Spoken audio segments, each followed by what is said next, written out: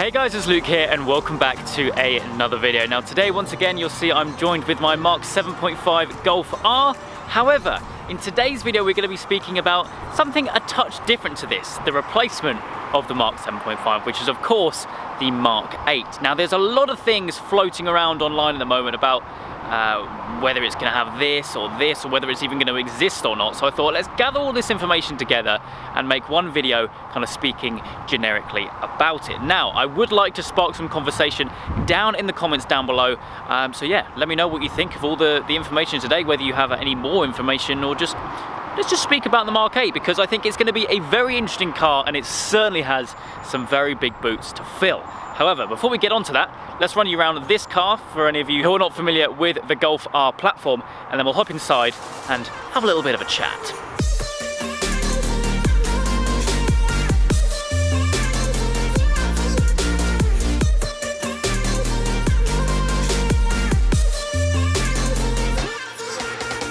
So yeah, here she is, my pride and joy, my Mark 7.5 Golf R. This is a 2018 car, pre-GPF filter, which I'm hugely thankful for.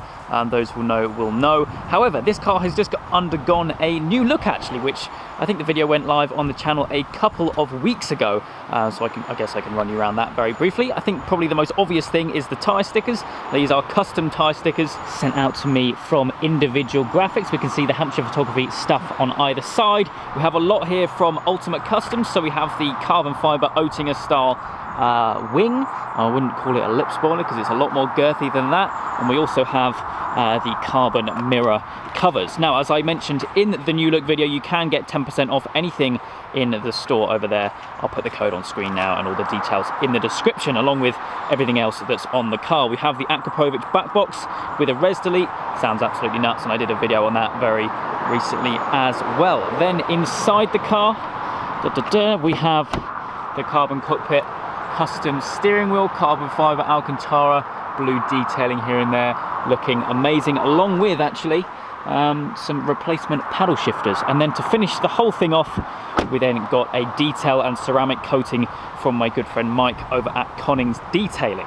Now, if I can polarize this, we can probably get a better idea. The car is a little bit dirty at the moment because I've been doing a few miles, but it's looking amazing. When the sun comes out, it's just all nice and sparkly. But anyway, Mark 7.5 Golf R, we're looking at a just over 300 brake horsepower four-wheel drive hot hatch. The hot hatch is a very popular thing nowadays, I think, certainly in my videos anyway. Now, the Mark 7.5 Golf R is a facelift from the Mark 7. I believe the first time the Volkswagen have done that, rather than going from the 7 to the 8, they've kind of done 7 to 7.5 and then the 8. Bit interesting, and maybe we'll be seeing that kind of theme in the future as well. Now, 0 to 60 takes about 4.5 seconds, pretty blisteringly quick, and generically it's a pretty good all-round car. It can be cruiser on the motorway, but it can also be pretty ridiculous. Now, my car is running stock power, however, we do have the Akrapovic exhaust on it.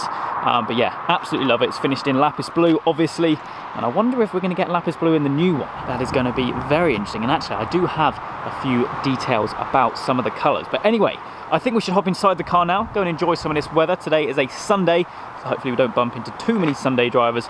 Let's hop in the car and speak everything Mark 8 Golf R.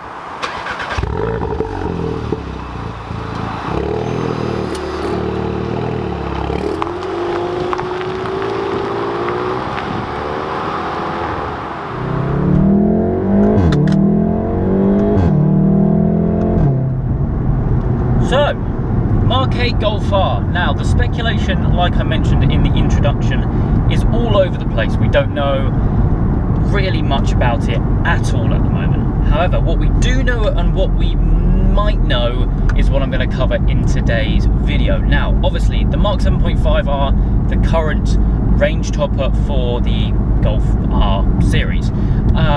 300 brake horsepower, 4.5 seconds to 60, four-wheel drive, DSG, manual, all of that good stuff. So it's got all of that to already beat. So hot hatches at the moment, I think, to me, are kind of split up into two tiers. We've got hot hatches and then we've got hyper hatches. Now, I don't know whether Volkswagen are going to go into that hyper hatch territory, which is of course the RS3, the A45, and that's pretty much it. I don't know. However, some of the news which I've heard online may actually hint that this will be the case. So what I've heard is there's going to be two models.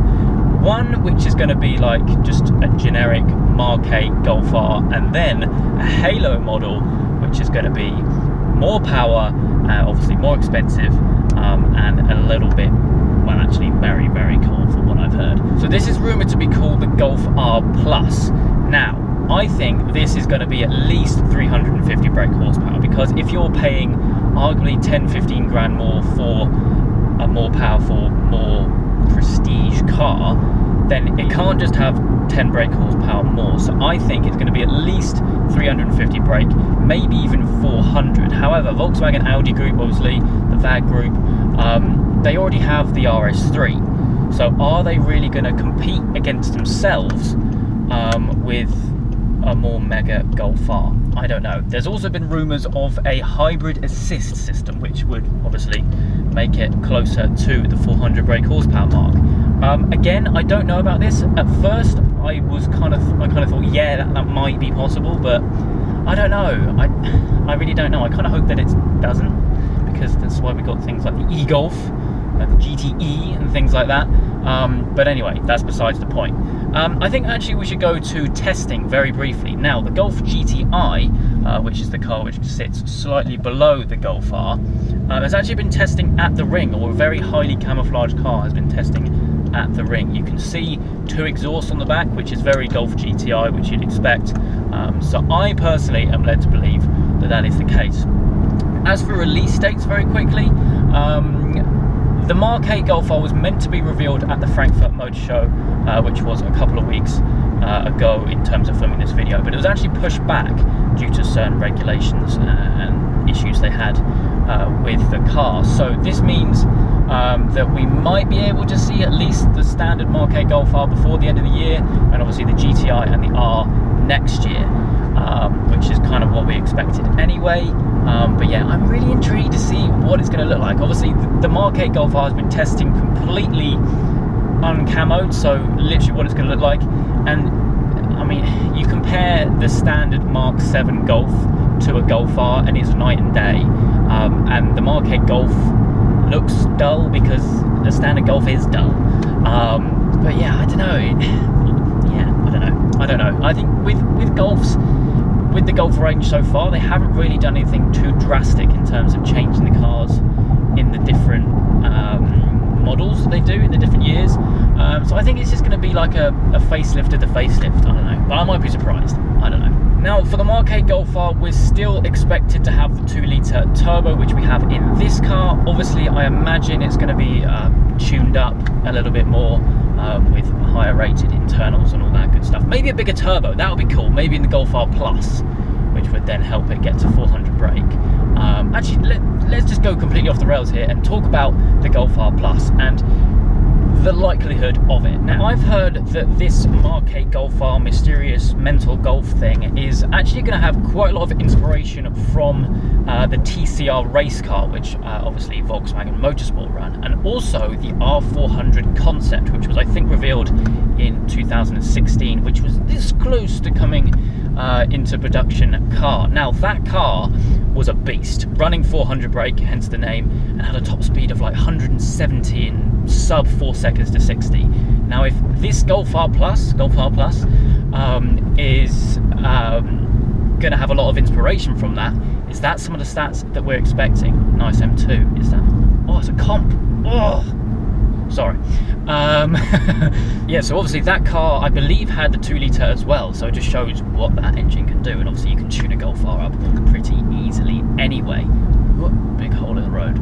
So quickly, I was going to kind of feature this later on in the video actually, but I just can't help but speak about this. So one thing I've heard is that this Mark 8 Golf R, whether it's the Plus or not, is going to have drift mode. Now, I don't know whether this is true or not, but apparently I heard it on like AutoCar or something where I've got all this information from, that it's going to have the ability to split power between front and rear axles through like electronic diff locks. And in my brain, that basically translates to drift mode. And we all know that that's possible because the new A45S is going to have that. but how epic would that be? A drift mode in a Golf R. Now that, to me, if that is true, is the biggest of massive wins. However, there is a few bits about the car which I think are a little bit debatable. Now, the options you can get in terms of the amount of doors, you can obviously get 3-door and 5-door for the Mark 7.5 and pretty much any other Golf. However, I've heard that apparently the standard Mark 8 Golf is obviously going to have the ability to have 5 doors and 3 doors, but I think the R and the GTI is only going to be 5-door or only 3-door.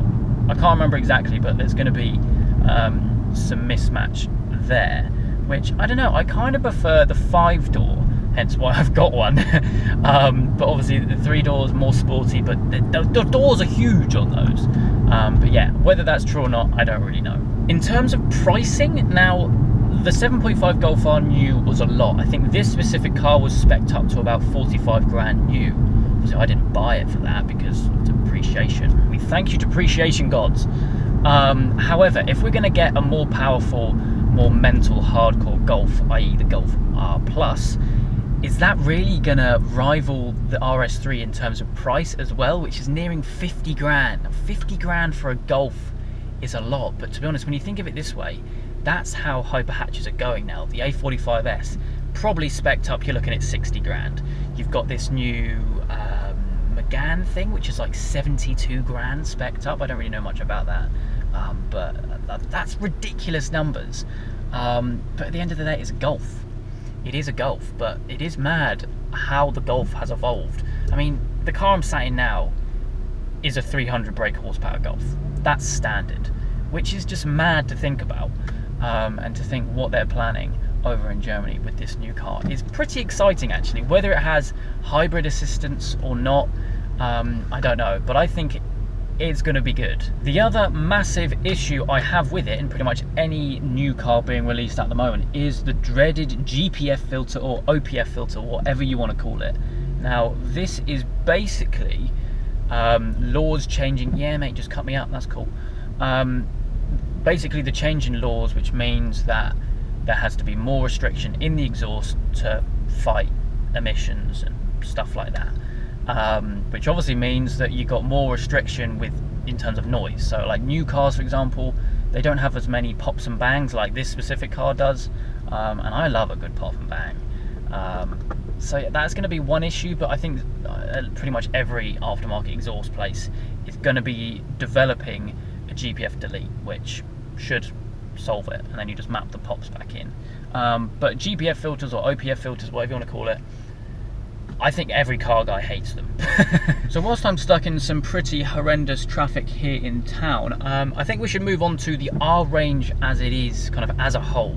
Now, you may know that Volkswagen are kind of branching things out at the moment. Not only are we going to be getting a new Golf R, but we've also just had the launch of the T-Roc R, which is basically like a crossover hot hatch, incredibly capable thing, pretty much the same power and everything as this, which is pretty incredible, seeing as bigger car, more weight, and everything like that. Now, I'm hopefully going to be getting my hands on one of those at some point when they come out onto the roads, but you may remember I filmed with one at the Goodwood Festival Speed.